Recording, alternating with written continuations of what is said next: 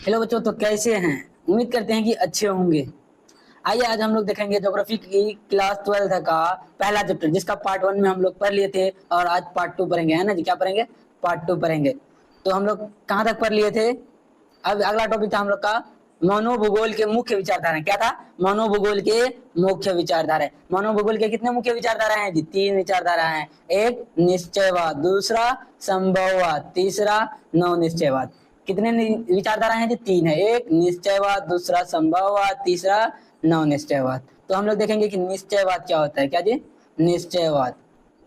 निश्चयवाद का दो नाम है, एक निश्चयवाद, दूसरा नियतिवाद। दूसरा क्या? नियतिवाद। देखिए, मानव प्राकृतिक वातावरण के अंतर संबंधों की इस विचारधारा में मानवीय क्रियाकलाप पर प्राकृतिक का पूर्ण रूप से नियंत्रण माना जाता है, उसे ही क्या कहते हैं? निश्चयवाद कहते हैं। आपको पूछा जाएगा निश्चयवाद किसे कहते हैं या नियतिवाद किसे कहते हैं? क्या बोलेगा? मानव प्राकृतिक वातावरण के अंतर संबंधों का इस विचारधारा में मानवीय क्रियाकलाप पर प्राकृतिक का पूर्ण रूप से नियंत्रण माना जाता है, उसे क्या कहते हैं? निश्चयवाद कहते हैं ना जी। उसे क्या कहते हैं? निश्चयवाद। दूसरा क्या है? संभववाद। दूसरा क्या है? संभववाद। इस विचारधारा का सर्वप्रथम प्रतिपादन कौन किया था जी? सर्वप्रथम प्रतिपादन फ्रांसीसी इतिहासकार। कौन? फ्रांसीसी इतिहासकार लुसियन फेवरे ने अपनी पुस्तक ज्योग्राफिकल इंट्रोडक्शन टू हिस्ट्री में कब किया था? 1925 ईस्वी में किया था। कब किया था? 1925 ईस्वी में। लेकिन भौगोलिक क्षेत्र में सबसे पहले कौन किया था? लेकिन भौगोलिक भूगोलवत्ता विडाली लावलास ने भौगोलिक अध्ययन में संभववाद शब्द का प्रतिपादन किया था। आपको पूछा जाएगा भौगोलिक क्षेत्र में किसने किया था, तो विडाली लावलास, है ना।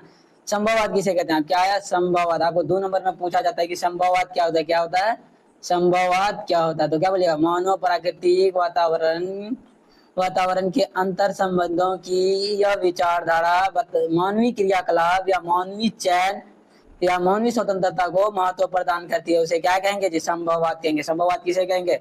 मानव प्राकृतिक वातावरण के क्या? मानव प्राकृतिक वातावरण के अंतर संबंधों की यह विचारधारा मानवीय चयन या मानवीय स्वतंत्रता को महत्व प्रदान करती है, उसे क्या कहते हैं? संभववाद। अब देखेंगे नव निश्चयवाद। क्या देखेंगे अगला? नव निश्चयवाद। नव निश्चयवाद क्या होता है? देखिए, मानव प्राकृतिक वातावरण के अंतर संबंधों की यह विचारधारा बताती है कि प्राकृतिक नियमों का अनुपालन कर मानव प्राकृतिक पर विजय प्राप्त कर सकता है। क्या? विजय प्राप्त कर सकता है। देखिए, यह निश्चयवाद तथा संभववाद की बीच की रास्ता को दर्शाता है। इसे रुको और जाओ निश्चयवाद भी कहते हैं। आपको पूछा जाएगा रुको और जाओ निश्चयवाद किसे कहते हैं जी? रुको और जाओ निश्चयवाद किसे कहेंगे? संभववाद और निश्चयवाद, यानी नौ निश्चयवाद को क्या कहते हैं? रुको और जाओ निश्चयवाद भी कहा जाता है ना। ग्रिफिथ टेलर ने अपनी पुस्तक ज्योग्राफी इन 20th सेंचुरीज में नौ निश्चयवाद शब्द का जो है ना विचार का उल्लेख किया। ग्रिफिथ टेलर का ने ही दिया था एक नारा। क्या? रुको और जाओ का नारा। आपको पूछा जाएगा रुको और जाओ का नारा किसने दिया था? ग्रिफिथ टेलर ने दिया था। किसने दिया था? ग्रिफिथ टेलर ने दिया था। अब देखेंगे मानवतावाद। क्या देखेंगे? मानवतावाद क्या होता है? मानवतावाद मानवतावाद मनोभूगोल और सामाजिक आर्थिक जीवन की समसामयिक घटनाओं तथा स्थानीय सामाजिक घटनाओं के अध्ययन की वरीयता प्रदान करता है, उसे क्या कहेंगे? उसे ही क्या कहेंगे जी? उसे ही मानवतावाद कहेंगे। मानवतावाद किसे कहेंगे जी? बताइएगा, मानवतावाद किसे कहेंगे? मानवतावाद देखिए, मानव भूगोल सामाजिक आर्थिक जीवन के समसामयिक घटनाओं तथा स्थानीय सामाजिक घटनाओं के अध्ययन को वरीयता प्रदान करती है, उसे क्या कहेंगे? मानवतावाद कहेंगे। क्या कहेंगे? मानवतावाद। दूसरा क्या है? अमूल्यवादी सिद्धांत। दूसरा क्या है जी? अमूल्यवादी सिद्धांत। दूसरा क्या है? अमूल्यवादी सिद्धांत। देखिए, मार्क्सवादी सिद्धांतों का उपयोग करने वाली यह विचारधारा विश्व व्यापक मानवीय समस्याओं जैसे गरीबी, भूखमरी समस्याओं का अध्ययन करता है। किसमें? अमूल्यवादी सिद्धांत में। अमूल्यवादी सिद्धांत मार्क्सवादी सिद्धांत का जो उपयोग करके जो है ना उसी विचारधारा का मानव का जो है ना विश्व में व्यापक रूप से यानी फैलाव में मानवीय समस्याओं जैसे हो गया गरीबी, भूखमरी आदि जो समस्या है उसी का अध्ययन करेंगे, उसे को क्या कहेंगे जी? अमूल्यवाद कहेंगे। क्या कहेंगे? अमूल्यवाद। अब अगला पढ़ेंगे हम लोग व्यवहारवाद। क्या पढ़ेंगे? व्यवहारवाद क्या होता है? क्या जी? व्यवहारवाद। अगला टॉपिक है व्यवहारवाद। ये मोस्ट इंपोर्टेंट है, 2 नंबर पे पूछा जाएगा कि व्यवहारवाद क्या होता है। इस विचारधारा में प्रत्येक की अनुभव के साथ साथ स्थानीय अवधारणाओं को जातीयता, वीरता, धर्म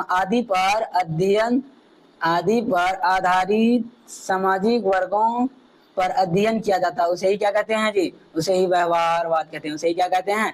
व्यवहारवाद कहते हैं। उसे ही क्या कहते हैं जी? व्यवहारवाद कहते हैं ना। अब हम लोग देखेंगे, ये मोस्ट इंपोर्टेंट है, यहाँ से ऑब्जेक्टिव बनता है। आपको पूछा जाएगा कार्ल मार्क्स का लेखक कौन है जी? कार्ल मार्क्स का लेखक कौन है बताइएगा आप लोग। कार्ल मार्क्स का लेखक कौन है? होमबोल्ट के द्वारा लिखी गई पुस्तक कार्ल मार्क्स है ना जी। देखिए आपको पूछा जाएगा किसने कहा था पृथ्वी भूतल के उपज है? ये किसने कहा था? कुमारी सैंपल। मानो भूतल के उपज है, किसने कहा था? तो कुमारी सैंपल ने कहा था। किसने?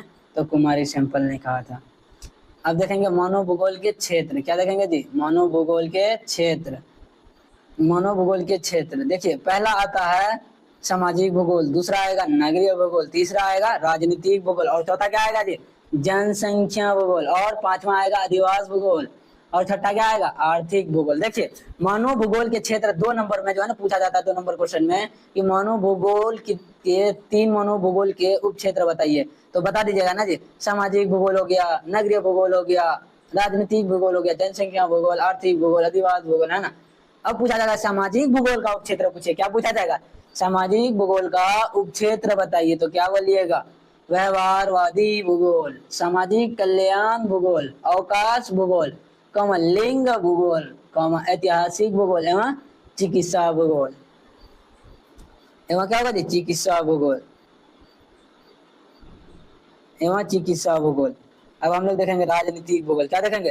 राजनीतिक भूगोल के उपक्षेत्र। देखिए राजनीतिक भूगोल के 2 उपक्षेत्र हैं, एक सैन्य भूगोल, दूसरा निर्वाचन भूगोल। पहला क्या? सैन्य भूगोल, दूसरा निर्वाचन भूगोल। देखेंगे आर्थिक भूगोल का उपक्षेत्र। क्या देखेंगे जी? आर्थिक भूगोल का उपक्षेत्र। आर्थिक क्षेत्र का उपक्षेत्र देखेंगे क्या होता है। आर्थिक क्षेत्र उपक्षेत्र देखिए संसाधन भूगोल हो गया, कृषि भूगोल हो गया, उद्योग भूगोल हो गया, पर्यटन भूगोल हो गया, विपणन भूगोल हो गया, अंतरराष्ट्रीय व्यापार भूगोल हो गया। अंतरराष्ट्रीय व्यापार भूगोल हो गया। देखिए आपको पूछा जाएगा अरस्तु ने मौनों को क्या कहा जी? प्राकृतिक का दास कहा। प्राकृतिक का दास कहा है। किसने कहा है? अरस्तु ने कहा है ना जी। आज ये चैप्टर यहाँ तक कंप्लीट करते हैं। अब अगले पार्ट 3 में हम लोग सब ऑब्जेक्टिव लेके आएंगे, है ना जी। देख लीजिए, इसको पूरा अच्छा से रिवीजन कर लेना है आप लोग को। जो नए बच्चे हैं कमेंट बुक सब्सक्राइब कर लीजिएगा चैनल को।